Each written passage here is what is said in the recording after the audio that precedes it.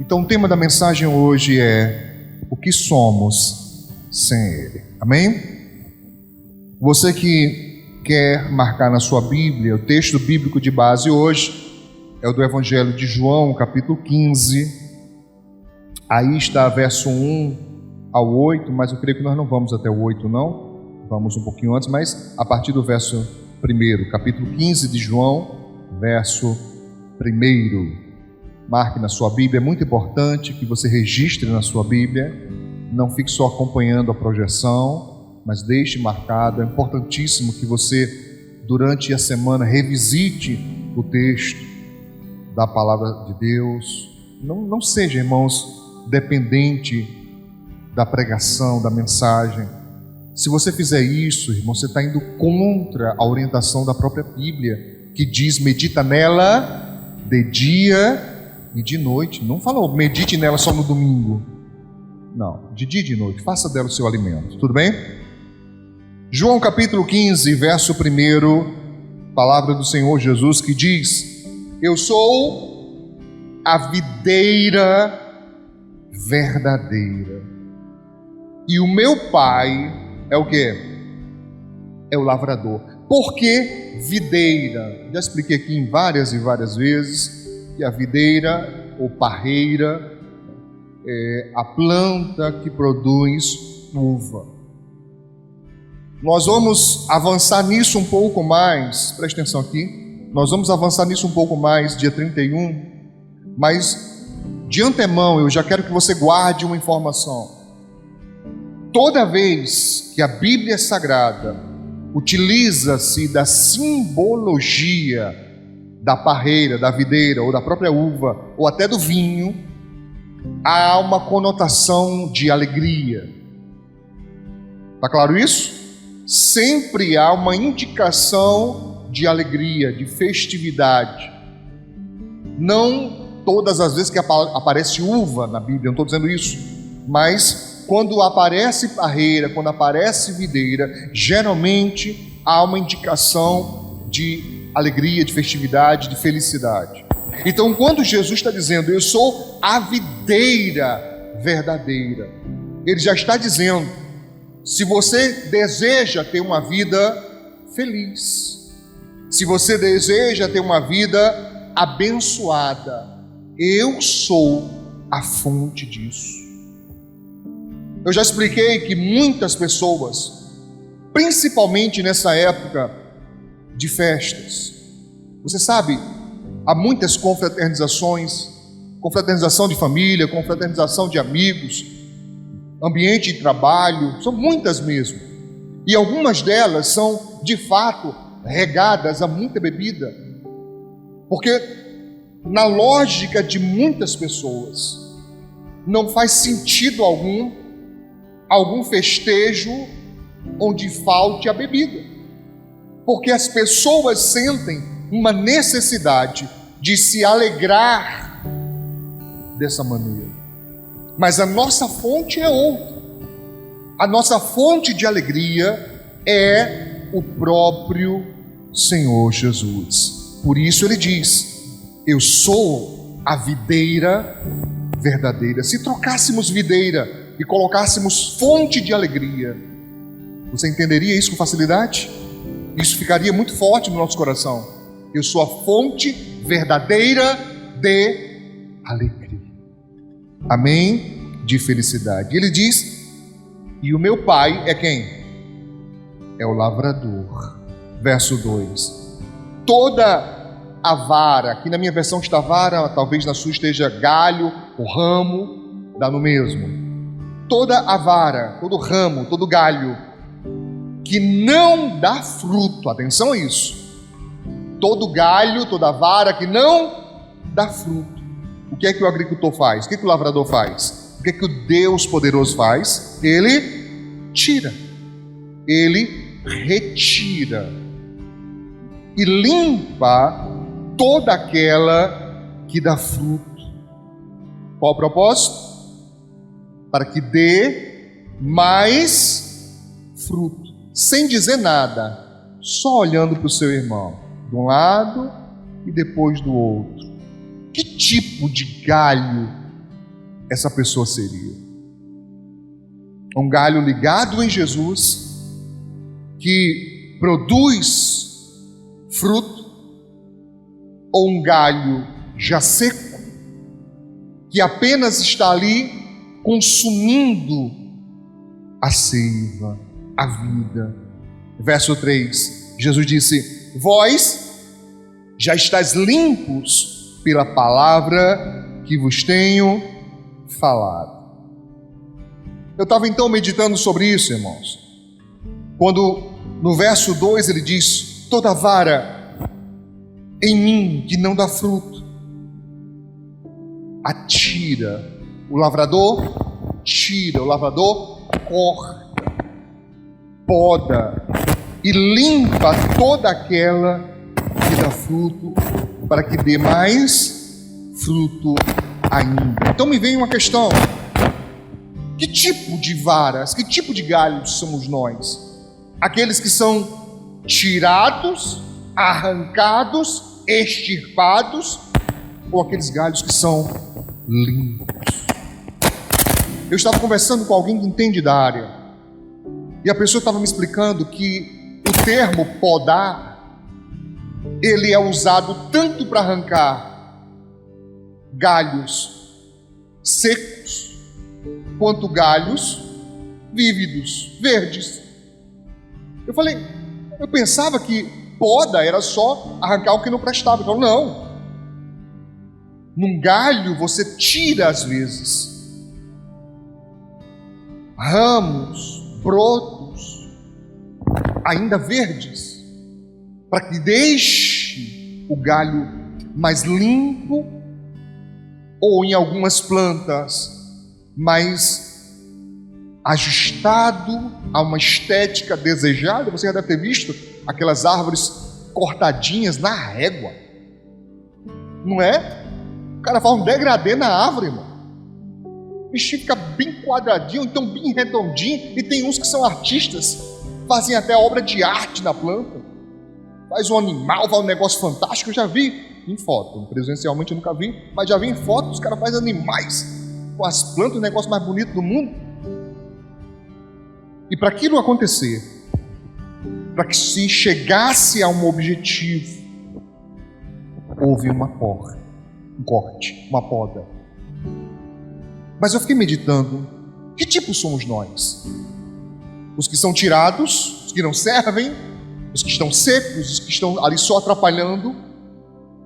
Ou somos aqueles que, mesmo sofrendo alguns cortes, porque sim, irmãos, agora eu quero que você olhe para essa pessoa, olhe para a cara pálida, olhe para essa cara pálida. Sim, irmãos, Deus às vezes tira da nossa vida as catrelagens que não prestam, e Deus quer tirar e você puxando de volta. Deus quer tirar e você puxando de volta. Certas amizades, certos contatos que só levam sua vida para baixo, para trás, e a pessoa parece que não percebe. Todo mundo vê que tem gente que só entra na sua vida para trazer malefício, para trazer derrota, para trazer problema. Não traz uma vez uma coisa boa, não traz uma vez um benefício. Eu já preguei aqui, eu preciso dizer mais uma vez: toda amizade exerce influência. Repete: toda. Não existe uma amizade que seja incólume, que não produza nada. Toda amizade produz algum tipo de influência. Ou você influencia aquela pessoa, ou ela te influencia. E no normal, ambos se influenciam. Mas em que nível, em que grau? Está mais para o bem, está mais para o mal? Quando alguém chegou na sua vida, trouxe benefícios, levou você a ter uma melhor qualidade de vida. Como, pastor? Alguém através de uma amizade poderia me proporcionar melhor qualidade de vida? É só você ser uma pessoa esperta, inteligente, sábia, e você vai perceber que existem pessoas que só nos fazem bem. e geralmente são essas que menos nós percebemos, que menos nós valorizamos. Cadê os homens casados? As nossas esposas deveriam ser nossa melhor amiga. Às vezes temos mais facilidade de conversar com terceiros, homens e mulheres, do que em casa com a nossa esposa. Geralmente até evitamos, porque um pouco de conversa já surge ali um atrito, a coisa já descambota para um negócio mais sério. E quando você pergunta depois, por quê? Eles nem lembram porque começaram a discutir, nem lembram porque estão brigando. Uma vez eu falei para os homens em reunião, eu quero falar hoje novamente, como é possível nós termos mais paciência com as pessoas de fora, que não suportam as nossas fraquezas, as nossas debilidades, as nossas chatices. Olha, se salvação se ganhasse por paciência, eu tenho certeza que algumas irmãs aí ia primeiro que todo mundo. Quando a trombeta tocasse, a pessoa já estava lá na cabeça da fila, de tão paciente que a pessoa é. Mas quem reconhece? Entende o que eu estou falando? Entende o que eu estou dizendo? Sim ou não? Então que tipo de galho nós somos? Tá claro? Bom,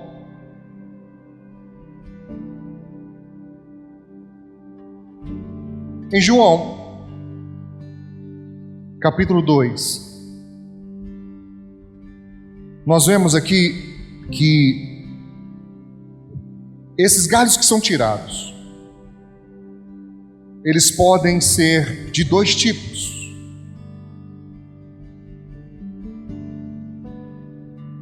Em João capítulo 2 fala de um tipo específico, que é aquele que é retirado. E por favor, quando eu uso a expressão retirado, não entenda que Deus pega a pessoa e enxota da sua casa. Deus não faz isso. Mas normalmente esses galhos, quando são retirados, eles mesmos fazem a escolha de se afastar de Deus e da sua família. Você entendeu? Eles escolhem se afastar de Deus e da sua família. O primeiro tipo é aqueles que escolhem, é uma saída escolhida, é uma saída praticada, porque tem gente que pensa, mas não vai. Aqui eu estou falando daquele que escolhe sair, que pratica o que desejou fazer, e é uma escolha definitiva, nunca mais volta.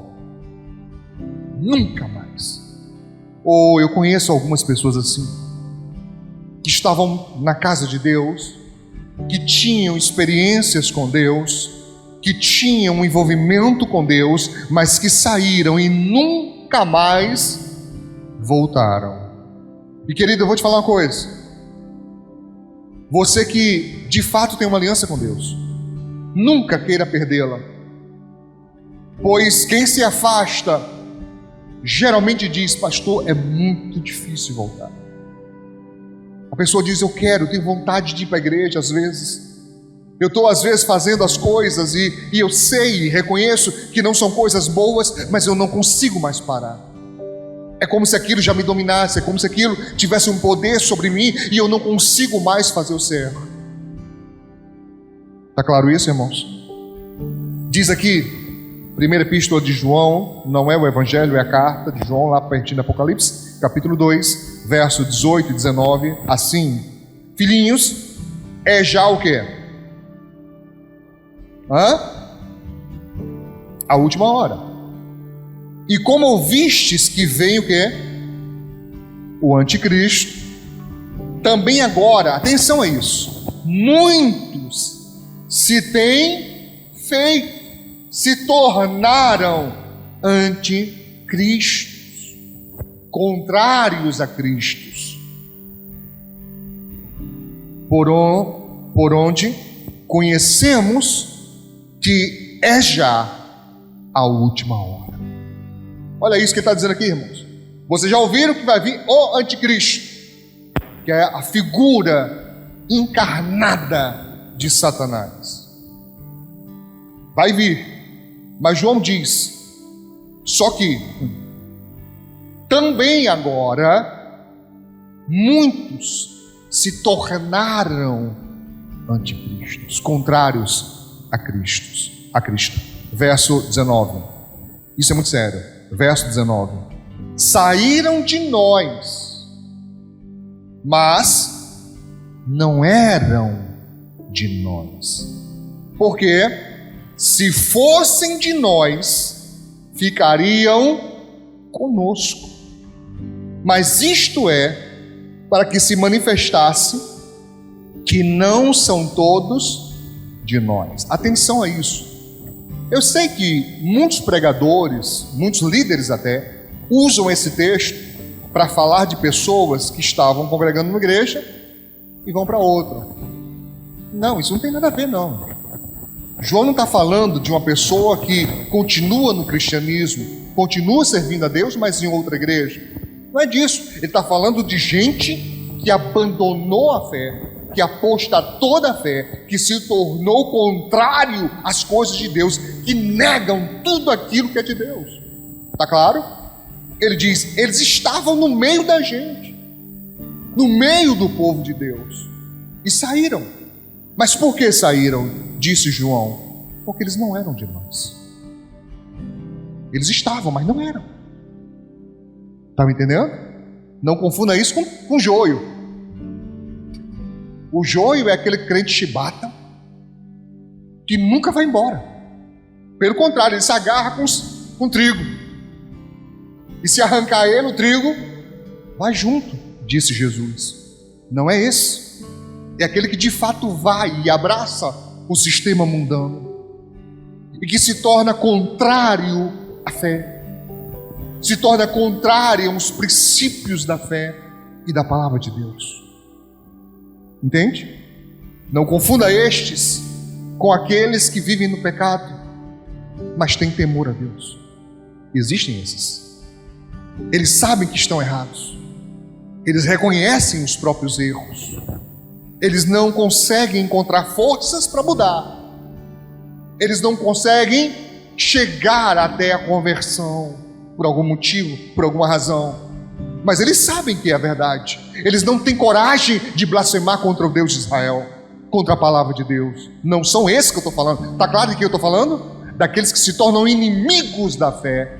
Disse João, eles saíram de nós, mas não eram de nós. Porque se fossem de nós, ficariam conosco. Amém?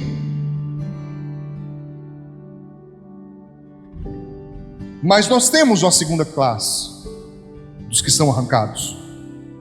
É aquele que a sua saída também é escolhida, ela também é praticada, mas tem um diferencial: eles se arrependem e voltam. Oh, irmãos, quantos nós já vimos isso? Que por algum motivo foram seduzidos por tudo aquilo que o mundo, e quando eu digo mundo, eu estou falando do planeta Terra, não. Quando eu digo mundo, estou falando do sistema maligno que Satanás implantou nesse mundo. Está claro? Do que eu estou falando? Do sistema maligno, do sistema mundano. Eles vão e são seduzidos, mas depois chega para eles a consciência de que estão errados e se arrependem e voltam. Então nem todos os que vão ficam por lá. Alguns conseguem retornar. Isso é uma coisa que está na Bíblia. Lucas capítulo 15, falando a respeito da parábola do filho pródigo, e a palavra pródigo significa desperdiçador, tá? Bom que você guarde isso. Verso 17 ao 19, que diz: o rapaz estava lá, você lembra, no meio dos porcos, todo melado de lama, né? Com fome, na miséria completa, com vontade de comer a comida do porco que não era permitido. Eu sempre preciso fazer esse alerta, irmãos, quando a pessoa chega a ter inveja de porcos. Que situação. Que situação. E porcos aqui, entenda do jeito que você for revelado por Deus. E tornando em si, diz: quantos jornaleiros no caso trabalhadores, diaristas, né, empregados, quantos trabalhadores de meu pai têm abundância de pão, e eu aqui pereço de fome, estou morrendo de fome, me acabando de fome. Verso 18: levantar-me-ei, irei ter com meu pai, e dir-lhe-ei: pai, pequei contra o céu e perante ti. Verso 19: e já não sou digno de ser chamado teu filho, faze-me como um dos teus jornaleiros ou trabalhadores. Então a Bíblia é clara, Jesus deixou isso claro. É possível alguém estar lá, alguém que saiu do nosso meio, foi para lá, e chegando lá perceber: não é aqui meu lugar, não é aqui o que eu busquei, o que eu queria, não encontro aqui, já perdi tudo que era meu, tudo aquilo que era de honra para mim, eu perdi, mas eu não quero ficar aqui está errado, aqui está tudo errado, eu quero ser feliz, eu quero estar bem, e lá no meu pai, até os trabalhadores vivem bem, os empregados vivem bem, e eu aqui morrendo de fome. Eu acho muito bacana, porque muitas pessoas que vão na nossa casa dizem: poxa, pastor, que casa de paz, eu me sinto tão bem aqui. Pois é, mas é isso que Deus quer para todos nós, para todos nós, amém? Uma vida de paz. Não significa ausência de problemas, não interprete errado. Qualquer pessoa, mesmo as mais consagradas a Deus, nessa vida passarão por problemas. Todos nós passaremos, sem exceção. Mas há uma paz em nós, conquistada, que diz a Bíblia, vai além do entendimento, porque nós estamos bem, porque estamos bem conosco e com Deus. Amém?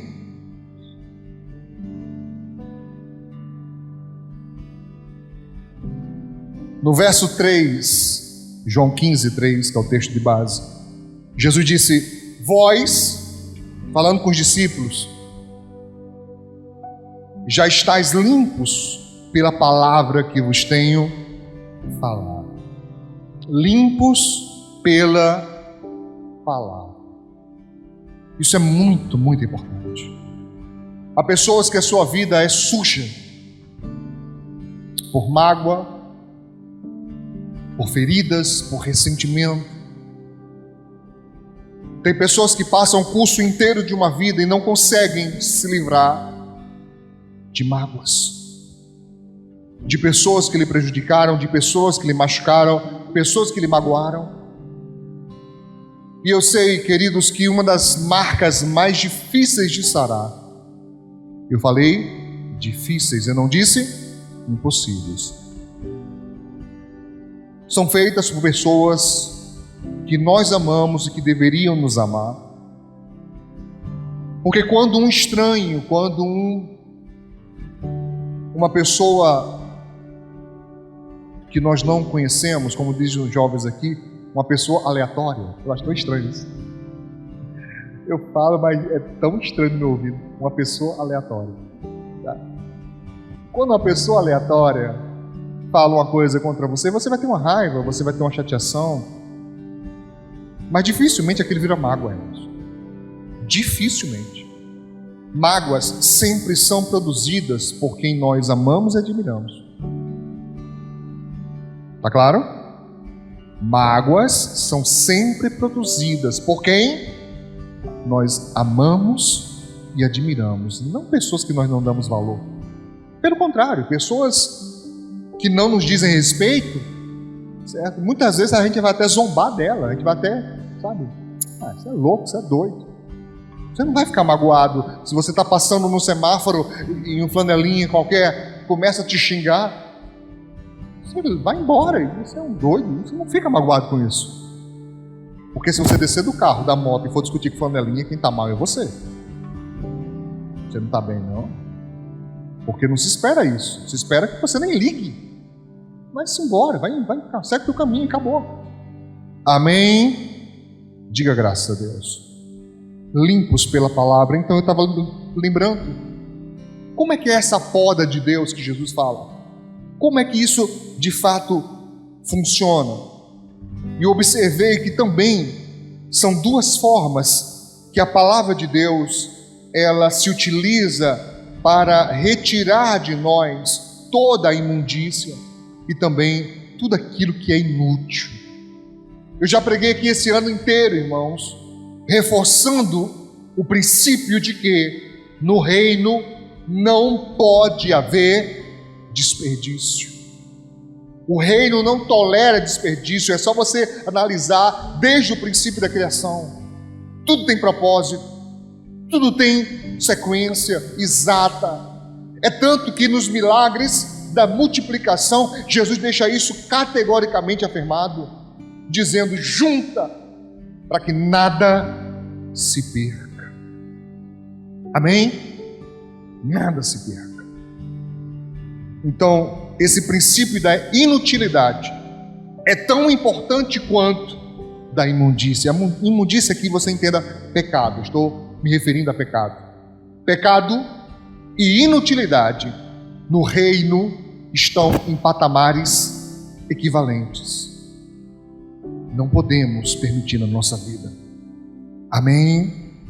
Eu podia citar aqui vários textos. Você lembra, né? Parábola dos talentos, você lembra da figueira no meio das uvas, você lembra da figueira estéril, né? Então sempre há um princípio de que não pode haver inutilidade, certo? Aproveita e pergunta para o teu irmão: você é útil para quê? Qual é a tua utilidade? Fazer raiva? É uma raiva, não faz isso não. Só serve para fazer raiva? Não. Isso não existe não. Tá repreendido isso. Não. Mas tem, qual é? Pergunta para o teu irmão, qual é, irmão? Tu serve para quê? Qual a tua utilidade nessa vida? Ih, pastor, me pegou, não sei não. Não faço ideia de para que eu sirvo. Então você tem que descobrir seu desígnio. Você tem que descobrir qual é o seu chamado, qual o propósito de Deus na sua vida, porque não existe pessoa aleatória, à toa. Isso não existe. Todo mundo nasceu com propósito. Todo mundo nasceu com missão. Todo mundo nasceu para fazer alguma coisa. Descubra qual é o seu. Naquilo que você foi chamado, você vai ser, domínio. Pode observar.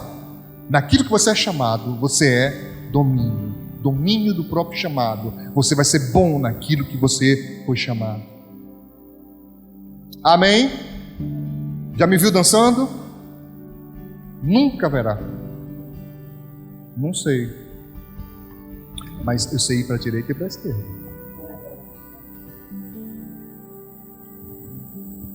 Só os fortes entenderão.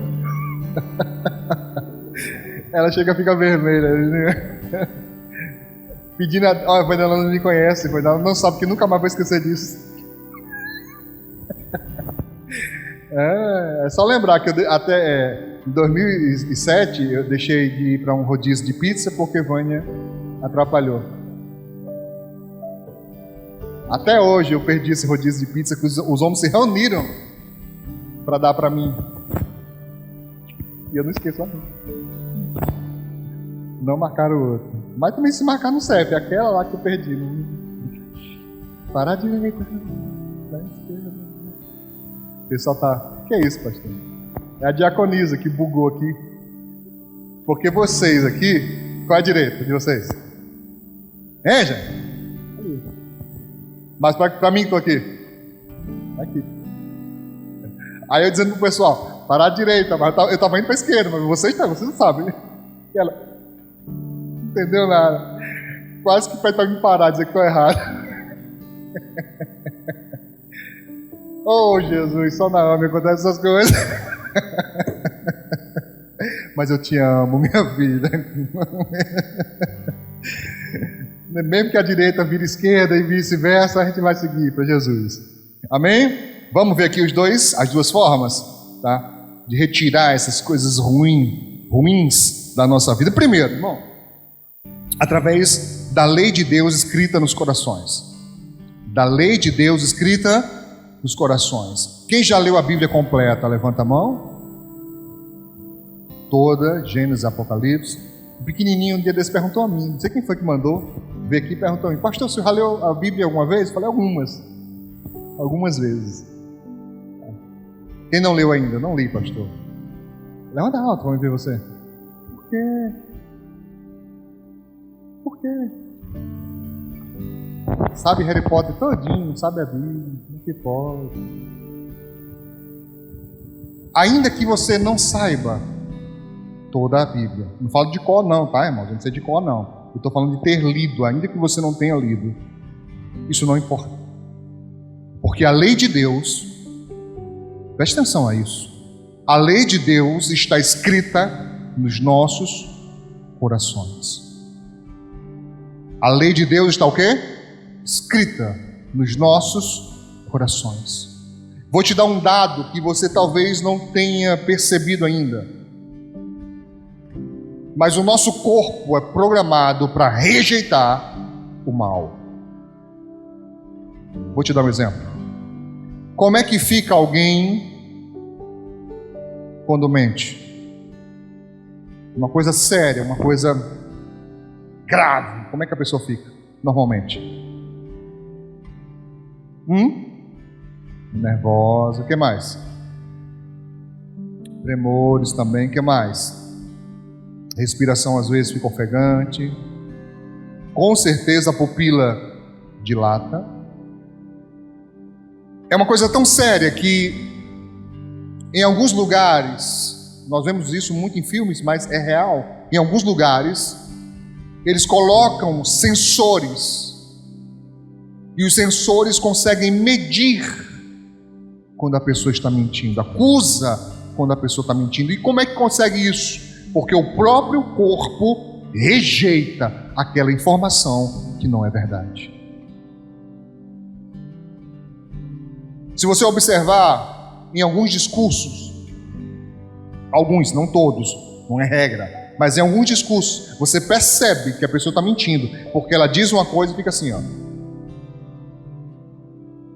Tem gente que faz isso por costume, tique nervoso. Isso também acontece. Mas em alguns discursos, você percebe que a pessoa fala assim: eu vou lá. Não, pode aguardar, eu vou lá. Vou. E nem percebe que está fazendo isso. Porque o corpo rejeita a mentira. Nós somos programados para a verdade. Entende? A verdade nos acalma. A verdade nos tranquiliza. Qualquer pessoa que é acusada de uma coisa que não fez, ela pode ficar nervosa porque ela tem dificuldade de equilibrar as emoções quanto a isso, contra uma acusação falsa. Entende? Então a pessoa pode ficar nervosa, com raiva por ter sido acusada, mas a tranquilidade da resposta. Se você perguntar 10 vezes, 20 vezes como é que foi a história, a pessoa repete e aquilo bate, porque é a verdade. Entende? Mas a pessoa na mentira, um investigador de polícia, por exemplo, bota o caboclo dentro de uma sala lá, com alguns minutos depois a pessoa confessa até o que não fez. A conversa não bate. A pessoa muda o discurso várias vezes. Entende? Porque o nosso corpo não está programado para mentira, está programado para a verdade. Você está me entendendo? Assim é quando a pessoa rouba. Assim é quando a pessoa comete um crime. O corpo rejeita aquilo. Aquilo não faz parte de nós. Pastor, isso pode ser burlado? Pode. Quando a pessoa abraça o mal e continua praticando o mal, diz a Bíblia Sagrada que chega uma hora que a pessoa chega num estágio que a palavra de Deus chama cauterizar a própria consciência. O que é cauterizar? É fechar o fluxo a fogo. Então a pessoa fecha o fluxo da boa consciência. Então, para ela, chega uma hora que não tem nada demais. Então, voltando, a lei de Deus está onde? escrita nos nossos corações. Ah, pastor, eu não sei a Bíblia, então Deus vai relevar o meu erro porque eu não sei a Bíblia. É negativo. No seu coração está escrito. Você sabe que matar é errado. Você sabe que ferir alguém é errado. Você sabe que roubar é errado. Você sabe que mentir é errado. Nem precisa ter Bíblia. Está no seu coração. Está claro? Diz aqui o texto: os quais mostram a obra da lei escrita em seus corações, testificando juntamente a sua consciência e os seus pensamentos, quer acusando-os, quer defendendo-os. A lei de Deus escrita no seu coração, juntamente com a sua consciência, tanto acusa quanto defende, mesmo se você não souber a Bíblia. Amém? Segundo, através de guardar a palavra escrita na mente e coração. Então veja, se eu não conheço a palavra, mas ela está escrita no meu coração. Mas uma outra forma de manter a minha vida limpa pela palavra é guardá-la, a palavra escrita, tanto na minha mente, memória, quanto no meu coração, afetividade, amá-la. Em Josué capítulo 1, verso 8, o próprio Deus disse: não se aparte da tua boca o livro desta lei, antes medita nele de dia e de noite, para que tenhas cuidado de fazer conforme tudo quanto nele está escrito, porque então farás prosperar o teu caminho e serás bem sucedido. Medita nele de dia e de noite. Sempre que tiver oportunidade, pense nas coisas de Deus. Pense na palavra de Deus. Tira um tempinho para você, sabe, deixar Ele tratar você, tratar com você. Só quem tem a experiência, irmãos, de abrir a sua alma, o seu coração para a palavra de Deus, sabe do que eu estou falando, de como é profundo Deus falando com você através da palavra. Sem pregador, você e ela, Ele fala com você. Amém? Em Salmo 119, o salmista disse: escondi, verso 11, escondi a tua palavra onde? No meu coração, para eu não pecar contra ti. Então quando Jesus disse: vocês já estão limpos pela palavra, é disso que Ele está falando. A palavra escrita no seu coração, mas a palavra também absorvida como alimento. A palavra, sabe, nutrindo você a cada dia. E quanto mais palavra de Deus entrar, mais mal vai sair. O que somos sem Ele? No verso 4, João capítulo 15, o texto base, verso 4, Jesus disse: é um convite, irmãos, está em mim, estejam em mim, e eu em vós. Como a vara, como o galho de si mesmo não pode dar fruto se não estiver na videira. Isso é coisa lógica. Seja da videira, seja da mangueira, da goiabeira, do que for. Se você arranca o galho da árvore, não vai dar fruto. Ou vai? Não, a não ser que você plante de novo. Aquelas árvores que aceitam você tirar um galho e plantar e vai dar uma nova árvore. Se não for isso, se você apenas arranca e deixa ao léu, não vai dar fruto. É disso que a palavra de Deus está falando. Não adianta você dizer: ah, eu amo a Deus, eu amo a Jesus, mas não tem uma ligação profunda com Ele. Ele diz: se não estiver na videira, assim também vós, se não estiverdes em mim. Verso 5, ele disse: eu sou o quê? A videira verdadeira, vós as varas. Quem está em mim e eu nele, esse dá muito fruto. Por quê? Porque sem mim nada podeis fazer. Nada. Eu estava pensando sobre isso e lembrando do padrão de Deus. Segure na mão de alguém, por favor. Vai ser uma pergunta difícil, eu queria que você fizesse com seriedade, sem brincadeiras. Mas pergunte: você obedece a Deus? Não responda, só pergunte. Não responda. Não responda, só pergunte. Você obedece a Deus? Pode soltar. Eu estava meditando sobre isso, e alguém uma vez perguntou: pastor, você agrada a Deus? Eu achei tão complexa a pergunta. É simples, mas complexa. A minha resposta foi: eu tento. Com todas as minhas forças eu tento. Mas eu quero te confessar uma coisa: não é fácil. E quanto mais eu busco, quanto mais eu entendo, quanto mais eu compreendo, mais fica claro para mim a minha fragilidade. Mais fica claro para mim as minhas fraquezas. E a pessoa perguntou: mas isso não seria uma coisa ruim? Eu falei: não, pelo contrário. Porque quanto mais claro está para mim as minhas fraquezas, mais eu entendo o quanto dependo de Deus. Mais eu compreendo que nada do que eu faça, todo o meu sacrifício, irmão, se você morasse na minha casa, talvez você me acharia uma pessoa muito estranha, e eu sou. Eu quase não falo dentro de casa. Pergunta para os meus filhos. Quase ninguém ouve minha voz.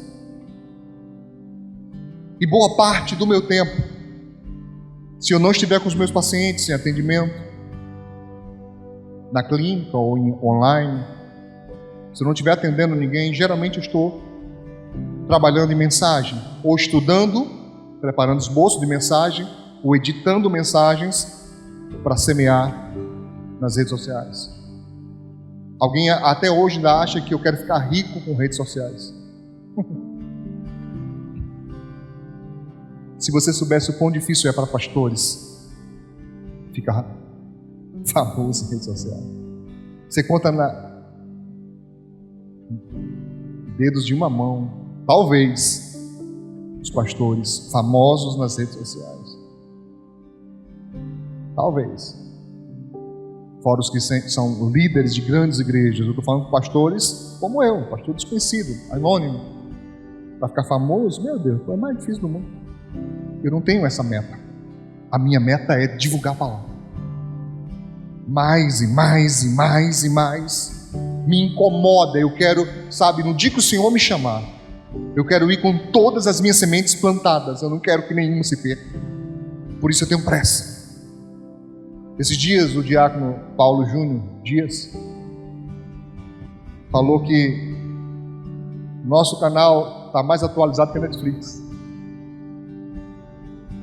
Porque quando ele está tentando divulgar uma mensagem, já estou com 10 na frente. E é ruim de me pegar, irmão. É ruim de me pegar, porque eu estou lá, às vezes de madrugada. Quando você me vê online, observa no outro dia quantas mensagens irão para o ar. Às vezes você está dormindo e eu lá. Não é que no outro dia eu vou passar o dia dormindo, não, querido. Eu acordo cedíssimo. Acordo cedo. Porque eu tenho pressa de semear a palavra. É uma coisa que eu não consigo explicar para as pessoas. Eu não consigo explicar para elas. Não dá, quase ninguém entende isso. A maioria das pessoas fala: pastor, já tem muita, aí já espalha. Tá bom, para mim não tá bom. Eu quero alcançar mais pessoas e mais pessoas e mais pessoas e mais pessoas. Por isso que eu encho o saco. Eu criei uma lista de 300 pessoas, mando todo dia link de mensagem. Eu sei que muita gente só olha, nem sequer olha a mensagem. Muita gente, acredite. Muita gente, dá para me ver no canal as pessoas que assistem. A maioria ignora, mas eu não estou nem aí com isso. Eu mando. Porque no dia que eu chegar diante do meu Deus, eu vou poder dizer para Ele: a minha parte eu fiz. Eu preguei, eu ensinei. Ah, faltou o culto, não importa. Você faltou o culto, mas o culto foi gravado. E eu mando para você de todo jeito. Nem que você não esteja aqui, só se você não quiser ver. Só se você não quiser escolher não ver. Porque mesmo quando você não vem, a mensagem vai. Você está me entendendo? Está me entendendo? Mas eu estava pensando no padrão de Deus. E eu olhei, irmãos, eu não sei se você já percebeu isso, mas Jesus não veio facilitar nada para ninguém. Entenderam errado? Quando ele disse: não penseis que vim trazer paz à terra, eu não vim trazer paz, mas espada. Tem gente que nunca entendeu isso. É luta mesmo, é batalha mesmo. Mas a diferença é que antes o nosso inimigo estava armado e nós não. Inimigo aqui eu estou falando de Satanás, para ficar bem claro. Ele estava armado e nós não. E Jesus veio e colocou a arma na nossa mão. E não foi só espada não. Eu não sei se você já notou, mas essa coisa de armadura não foi Tony Stark que inventou não. Já está na Bíblia há mais tempo, tá? Vale ver lá. A gente tem a armadura dos pés à cabeça, meu filho. É só usar. Tá claro? Mas o padrão do Senhor Jesus é altíssimo. Quando ele disse, de novo, cadê os homens? Se demorar, pode ficar com a mão baixa mesmo. Você não tem muita certeza, eu prefiro os que têm certeza. Baixa a mão. Cadê os homens? Melhorou. Tem os que ficam em dúvida assim. Eu não sei, eu prefiro não sei. Não arrisco não. Diz o texto: ouviste o que foi dito aos antigos: não adulterarás. Eu, porém, vos digo: qualquer que olhar numa mulher a desejando, disse Jesus, já adulterou com ela. Eu não sei vocês, irmão, mas isso me dá um nervoso. Aí eu estou andando na rua assim, ó. Eu no supermercado é uma luta, meu filho. Eu fico com um carrinho assim se distrai, né? Eu me distraio muito. Primeiro que esse supermercado para mim é terrível, é muito zoado, é gente conversando, eu tenho uma audição muito sensível. Eu escuto. Aí o cara falando no microfone, aí a criança que corre. Ai meu Deus, é um desespero, filho. Doido para ir embora. Quer ver eu ficar desesperado? É quando a santa chega no caixa e fala assim: eu vou só pegar o filme, pelo amor de Deus, não vá, não. Eu venho outro dia, vamos embora, eu quero ir embora. É sério, tem hora que é difícil. Mas eu estou no supermercado daqui a pouco mesmo. Passa assim na minha. Sabe aquelas cavalonas que vem da academia? Fica assim. Aí quando eu olho para cá, outra. É uma luta, meu irmão. É uma luta. Na minha cabeça, eu fico lembrando da palavra. Você brinca com isso? Mas eu não brinco com Jesus. E se for assim? Olha o padrão que ele botou. Os discípulos chegaram a dizer: se for assim, quem pode se salvar? Os discípulos perceberam isso e disseram: quem pode salvar? Jesus disse: o que é impossível aos homens é possível a Deus. O que isso quer dizer?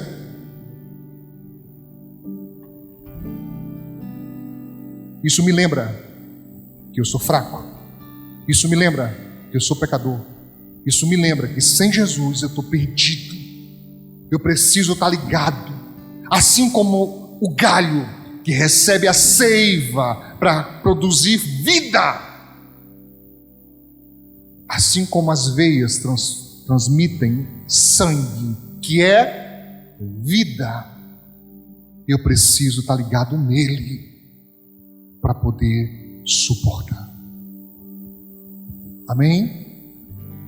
Frutos possíveis com ele. Sem ele não dá. Sem ele a gente cai. Rapidinho a gente cai. Rapidinho a gente falha. Rapidinho a gente peca. Por isso ele disse: porque sem mim nada podeis fazer. Quem somos nós sem ele? Eu lembrei de uma canção que diz: é uma folha seca caída no chão, que vai para onde o vento levar. Assim é a vida do homem sem Deus, pobre e miserável, só pensa em pecar. Assim é a vida do homem sem Deus, Pobre miserável só pensa em pecar. Uma folha seca, né? Só pensa em pecar o tempo todo, o tempo todo, o tempo todo. Precisamos dele. Amém? Porque sem nós, Deus continua sendo Deus. Mas sem Deus, o que sobra? Entende? Então busque a Deus. A paz que você procura, a felicidade que você busca, o equilíbrio que você está ansiando, está nele. Deixe a vida dele entrar em você. Vamos aplaudir Jesus bem forte.